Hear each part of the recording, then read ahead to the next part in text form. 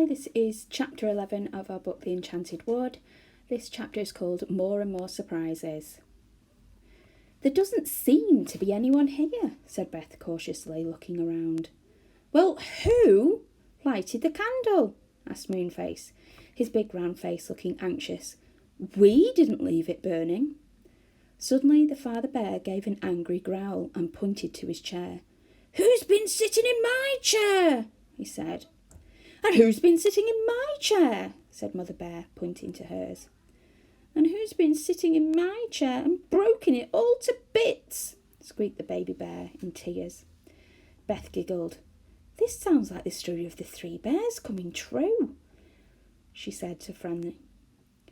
They'll talk about the porridge next. They did. Who's been eating my porridge? Said Father Bear angrily. And who's been eating my porridge? Asked Mother Bear. And who's been eating mine and gobbled it all up? Wept the baby bear, scraping a spoon around the empty plate. It's all very mysterious, said Moonface. Somebody lighted the candle, somebody sat in the chairs, somebody ate the porridge. But who? Not me this time, said Goldilocks. I was with you all the time we were snowballing. Wasn't I, Bears? You certainly were, growled Father Bear, softly patting the girl on the back. He was very fond of her. I wish we'd found poor Joe, said Beth. Whatever will he be doing in this horrid cold land? Do you suppose we ought to go out and look for him again? Said Franny, shivering, as she thought of the ice-cold wind outside. No, said Moonface decidedly. No one is going out of this cottage again till we're safely in the wood at home. I'm afraid we can't possibly rescue Joe now. What's that noise? Said Goldilocks suddenly. Everybody listened. Someone was snoring softly in the next room. We never thought of looking there, said Moonface. Who can it be? Shh, said Goldilocks. If we can catch him asleep, we can hold him tight and he won't be able to get away. But if he wakes up, he might be fierce. They tiptoed to the door of the bedroom. One by one, they squeezed through. Who's been lying in my bed?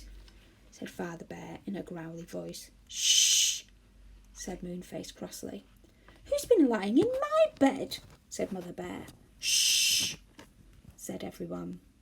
And who's been lying on my bed and is fast asleep there still? Said Baby Bear. Everyone stared at the cot. Yes, there was someone there, someone covered in white. Was it a polar bear?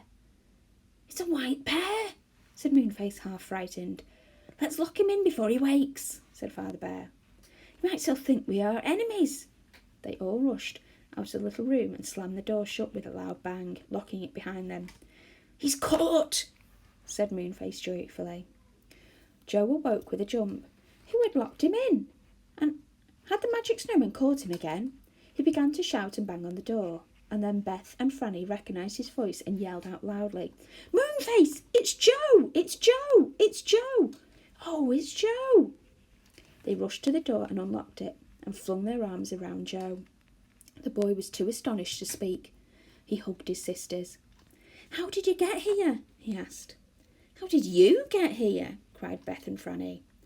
Come into the kitchen and I'll have some hot porridge and milk, said Goldilocks. We can talk then and get warm. So Joe went with the others, all chattering loudly about everything. Goldilocks ladled out the porridge into blue bowls and made some hot chocolate. Soon everyone was putting sugar on porridge and drinking the hot chocolate. Joe poured some milk over his porridge and smiled joyfully at everybody. What an adventure this has been, he said.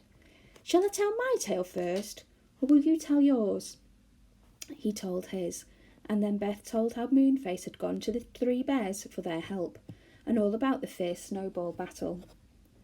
It's a pity about the battle, said Father Bear mournfully. The white bears are cousins of ours, and have always been friendly. Now they seem to be enemies.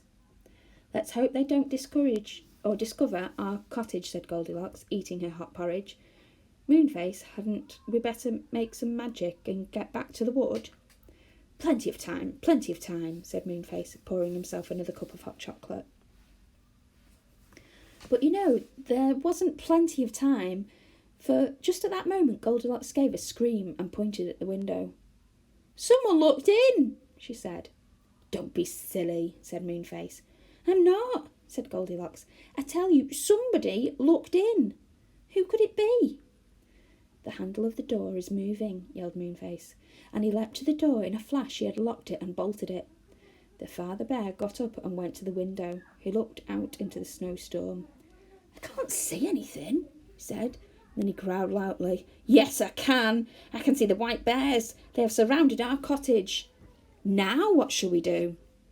"Well, they can't get in at that door, and they certainly shan't get in at that window," said Moonface, looking fierce. The door shook, but it held well.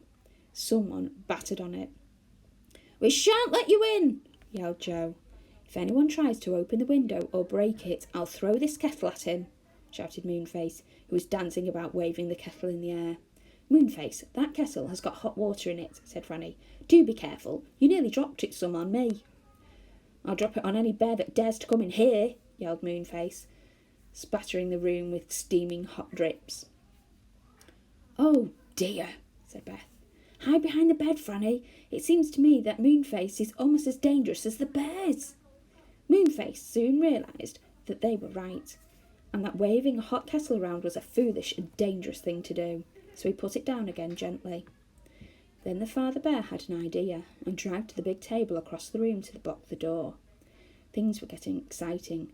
Joe and the girls were frightened, but they couldn't help feeling terribly thrilled too. Whatever was going to happen next?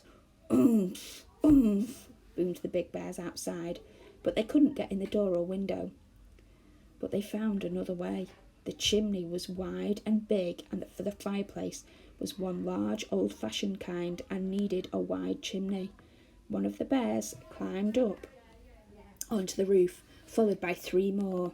The first one slipped into the big chimney. Down he went, whoosh!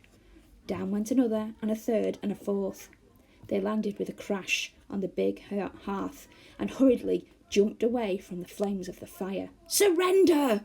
they cried to the startled children and bears. "Surrender!